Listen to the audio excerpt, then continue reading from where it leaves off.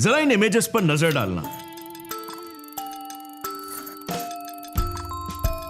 ये पैटर्न आपने भी नोटिस किया होगा स्कूल, कॉलेज या फिर वर्क प्लेस में कि एक कन्वेंशनली अट्रैक्टिव लड़की एक कन्वेंशनली अनअट्रैक्टिव लड़के के साथ हैप्पीली रिलेशनशिप में आ जाती है और शादी भी कर लेती है, जो कि एग्जैक्ट पैटर्न आपको मेल्स के साथ होते हुए एक्सट्रीमली कम देखने को मिलेगा। इनफैक्ट रिसर्च तो ये बताते हैं कि अगर एक अट्रैक्टिव लड़का है तो वो और स्ट्रॉन्ग प्रेफरेंस दिखाएगा एक अट्रैक्टिव गर्लफ्रेंड को ही डेट करने का, जबकि एक ब्यूटीफुल लड़की के लिए क्या लुक्स मैटर नहीं करते? वेल चलो एक काम करते हैं, लड़कियों से ही जाकर पूछ लेते हैं। How much would you rate looks in attraction out of 10 in a guy? 3. 7. I feel 8. I guess it's 3 of 10. I would just take a look like it's clean, it's good clothes, like that. 7. 8. 7. What do you find most attractive in a lover? His looks, his personality, his confidence, the way he treated you, or his intelligence? The way he treated me. Confidence. His personality. The way he treats me. His personality. Personality. Yes. Okay, awesome. Intelligence and personality. Can I choose 2 options? Yes. Then it would be how he's treating me, his confidence, his personality. Oh, sorry, I'm arranging like that. Yeah. So this is the point that we're trying to prove in the video as well, and that's exactly what happened. I cannot choose one. Bangalore में जब quack quack नाम की एक online dating company ने अपने users में एक सर्वे लिया, तब उन्होंने देखा कि लड़कियों ने उनको दिए गए 100 लड़कों की प्रोफाइल्स में से सिर्फ 4 को ही राइट स्वाइप किया। बट वहीं पर लड़कों का आंकड़ा पता है आपको कितना था? 100 में से 35, 9 टाइम्स ज्यादा लड़कियों से। इनफैक्ट टिंडर, बम्बल और ओके क्यूपिड को भी ऐसे ही सिमिलर रिजल्ट्स मिले, जो कि यह बताता है कि ये प्रेफरेंस सिर्फ इंडिया में नहीं बल्कि यूनिवर्सल है।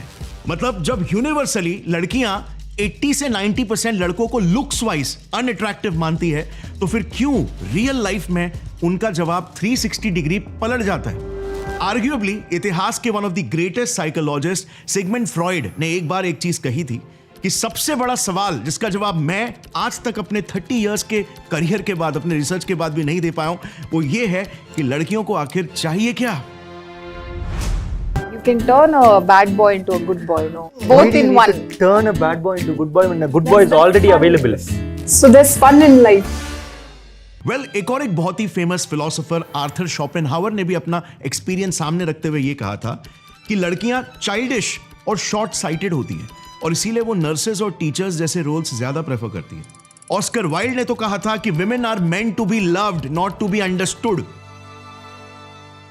और इसीलिए अगर आप सिंगल हो, अपने क्रश को अट्रैक्ट करना चाहते हो या फिर अपने पार्टनर के साथ एक अच्छी रिलेशनशिप बनाए रखना चाहते हो, डाइवोर्सेस और बर्बादी से दूर लॉन्ग सक्सेसफुल मैरिज के सीक्रेट्स को जानना चाहते हो, तो इस डिटेल्ड साइंटिफिक ब्रेकडाउन को एकदम अंत तक देखना, क्योंकि आपका अट्रैक्शन और रिलेशनशिप को देखने का नजरिया बदलने वाला है। एक्सट्रीमली लॉजिकल, साइंटिफिक और रैशनल हो जाएगा, क्योंकि कम ऑन, यही तो हम अपने चैनल के थ्रू करते हैं। साइंस हमारे लिए कोई सब्जेक्ट नहीं बल्कि रियलिटी को समझकर अपनी लाइफ को स्काई रॉकेट करने का एक जरिया है। So let's get right into it.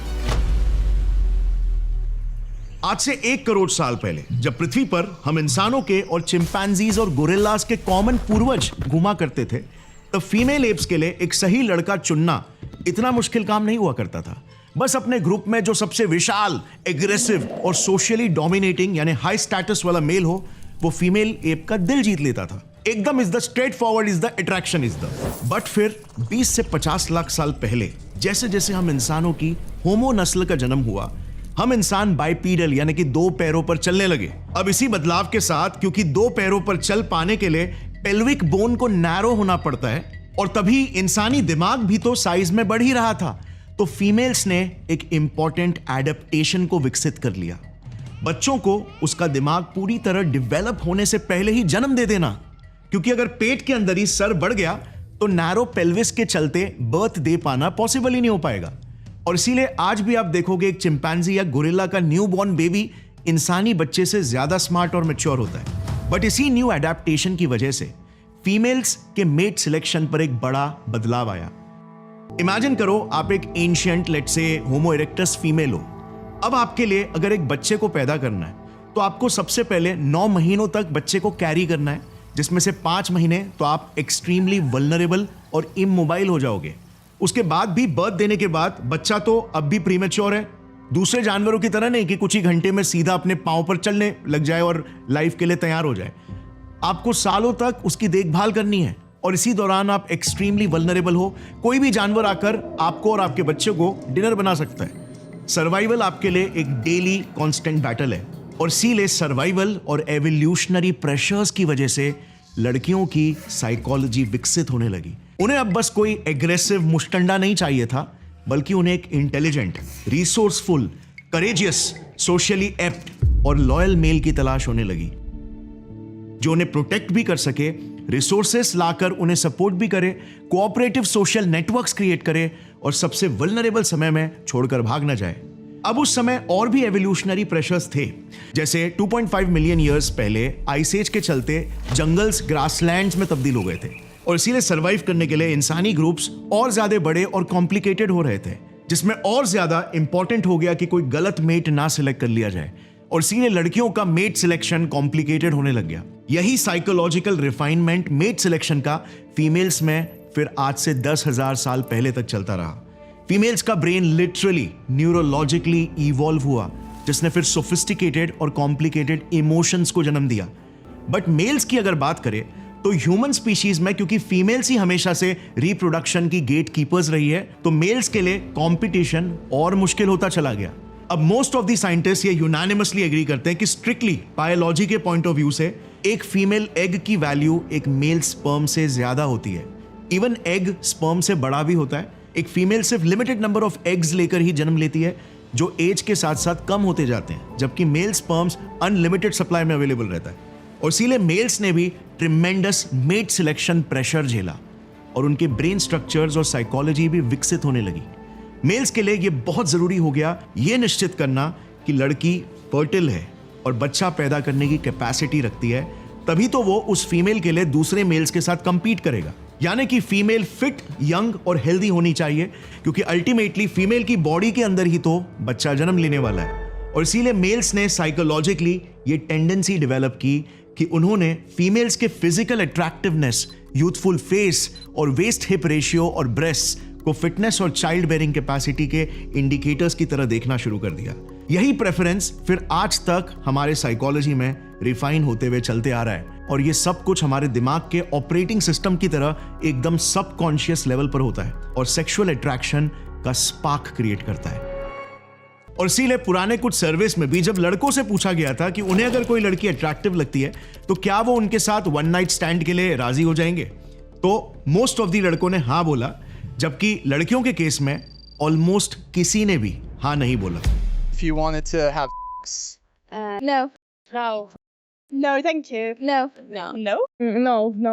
अच्छा, एकदम रेयर केसेस में लड़कियों के लिए भी लुक्स को लेकर एक डीप अट्रैक्शन ट्रिगर हो सकता है अगर लड़के का अपीयरेंस किसी पास्ट इमोशनल एक्सपीरियंस या मेमोरी से जुड़ा हो, या फिर लड़का कोई फेमस सक्सेसफुल सुपरस्टार हो जो कि लड़की पहले से ही जानती है कि उसकी एक्चुअल वैल्यू क्या है। लड़कियां लड़के के वैल्यू को रैशनली प्रोसेस करेंगी और लड़के लड़की को ज्यादा इंस्टिंक्टिवली प्रोसेस करेंगे, क्योंकि वंस अगेन हिस्टोरिकली एक मेल के लिए किसी गलत फीमेल के साथ रिप्रोड्यूस करना कोई बड़ा इन्वेस्टमेंट नहीं रहा है, बट एक लड़की के लिए ऑलमोस्ट 4 से 5 साल का इन्वेस्टमेंट रहा है। ऑफ कोर्स फीमेल्स को मेट सिलेक्शन में रैशनल बनना ही पड़ा, जबकि लड़कों की शुरुआत में हालत कुछ ऐसी होती है।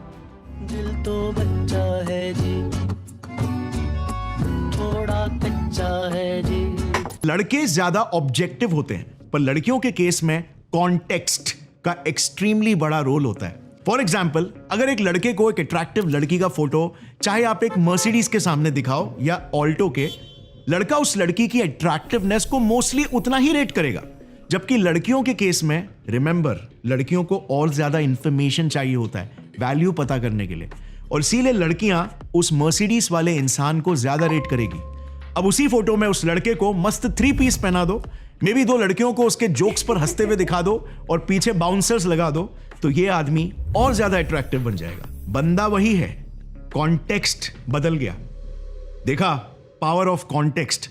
और इसीलिए जो भी लड़के लड़कियों को बिना जेन्युइन रीजन के कोल्ड टेक्स्ट मैसेजेस करते हो फेसबुक या इंस्टाग्राम में, करना बंद कर दो। कॉन्टेक्स्ट में अब बेरोजगार और लफंगे नजर आ रहे हो। लड़कों का मैक्स फोकस फिजिकल अट्रैक्टिवनेस पर होता है, यानी कि displays of health, fitness, youthfulness और चाइल्ड बेयरिंग कैपेसिटी। पर लड़कियों का फोकस लड़के के बिहेवियर, कॉन्फिडेंस और डिस्प्लेज ऑफ सोशल स्टेटस पर होता है, क्योंकि वंस अगेन लड़कियां लड़कों में इंडिकेटर्स ऑफ स्ट्रेंथ, रिसोर्सफुलनेस और सोशल डोमिनेंस देख रही है। लड़कों का अट्रैक्शन स्ट्रेट फॉरवर्ड होता है, जबकि लड़कियों का अट्रैक्शन मल्टी लेयर्ड होता है। लुक्स तो बस क्राइटेरिया 1 है, उसके बाद कई इमोशनल और सोशल वैलिडेशन के सारे चेकलिस्ट पूरे करने होते हैं। और इसीलिए अगर एक लड़का पहले दिन पर भले एक लड़की को बिलो एवरेज लगे, बट अगर वही धीरे धीरे दूसरे हाई वैल्यू ट्रेट्स डिस्प्ले करेगा तो कुछ ही महीनों में वही सेम लड़का एक्सट्रीमली अट्रैक्टिव लगने लगेगा। लड़कियों का अट्रैक्शन स्लो और कॉम्प्लेक्स होता है, जो ओवर अ टाइम बिल्ड होता है, सिमर होता है, जबकि लड़कों का प्रिटी क्विक। लड़के इमेज के पीछे भागते हैं तो लड़कियां एक्सपीरियंस के पीछे। सो अब आता है सबसे इंपॉर्टेंट सवाल, तो क्या लड़कियां न्यूरोलॉजिकली स्पीकिंग कभी भी वो डीप इमोशनल प्रिमिटिव अट्रैक्शन एक लड़के के लिए फील नहीं करती क्या, जैसे एक लड़का अपने ब्रेन में फील करता है? क्या लड़कियां हमेशा एक्सट्रीमली रैशनल और एक्सट्रीमली प्रैक्टिकली रहती है? तो फिर कैसे लड़कियां गलत इंसान के लिए फंस जाती है, ब्रेकअप के बाद डिप्रेस्ड हो जाती है और कुछ तो इवन सुसाइड भी कंसिडर करती है? 4 बार ब्रेकअप हो चुका है हमारा, पर फिर घूम कर उसी के पास फिर चली जाती हूँ। पता नहीं, it's like I never learn. अच्छा, before we end, I realise कि आप में से कई लोग इस वीडियो से एग्री करेंगे, बट कुछ को ऐसे भी सवाल आ रहे होंगे कि मैं तो इससे रिलेट ही नहीं कर पा रहा। मैंने तो मेरी लाइफ में यही देखा है कि सारे की सारी अट्रैक्टिव लड़कियां तो गुड लुक्स वाले लड़कों के ही पीछे भागती है। तो देखो, ये आपने मोस्टली स्कूल्स और कॉलेजेस में ही देखा होगा। इसके पीछे रीजंस ये है कि स्कूल्स और कॉलेजेस में आपने देखा होगा जो लड़के यूजुअली गुड लुकिंग होते हैं वो ज्यादा कॉन्फिडेंट भी होते हैं, जिस वजह से वो पॉपुलर भी होते हैं। उनमें एक ओनिंग माई सेल्फ और सेल्फ वैलिडेशन वाला एटीट्यूड होता है, जो एटीट्यूड एक्चुअल में लड़कियों को अट्रैक्ट करता है। और इसीलिए तो इसी दौरान कुछ लड़कियां बैड बॉय एटीट्यूड वाले लड़कों से भी अट्रैक्ट हो जाती है, जो कॉन्फिडेंस को एक्स्यूट करते हैं। अब वो बात अलग है कि कुछ लड़के एक्चुअल में कॉन्फिडेंट होते हैं, बट कुछ सिर्फ फेक कर रहे होते हैं। कुछ यंग लड़कियां फेक के लिए फंस जरूर जाती है, बट ओवर टाइम वो रियल और फेक में फर्क पहचानना भी सीख जाती है। एक्सट्रीमली रेयरली आप देखोगे एक good looking but insecure, self doubting, नजरें चुराने वाला, अलूफ रहने वाला लड़का किसी अट्रैक्टिव लड़की को डेट कर रहा होगा। बट लड़कों के केस में ये ट्रेट्स काफी मेल्स को फीमेल्स में पसंद आएंगे, क्योंकि ये सबमिसिव नेचर को दर्शाते हैं। लाइफ में भी ऐसा ही होता है ना, गुड लुकिंग लोग यूजुअली ज्यादा कॉन्फिडेंट होते हैं, जो कॉन्फिडेंस उन्हें अट्रैक्टिव बनाता है। So this is good news, right? लड़कों को अपने लुक्स के ऊपर ऑब्सेस करने की कोई जरूरत नहीं है, बल्कि अपने सेल्फ वर्थ पर ऑब्सेस करना चाहिए। जो चीज डेवलप करना हमारे हाथों में है, लुक्स हमारे हाथों में थोड़ी ना है। अगर ये वीडियो का क्लिप आपको पसंद आया तो पूरी वीडियो चेक करना मत भूलना, लिंक नीचे डिस्क्रिप्शन में है।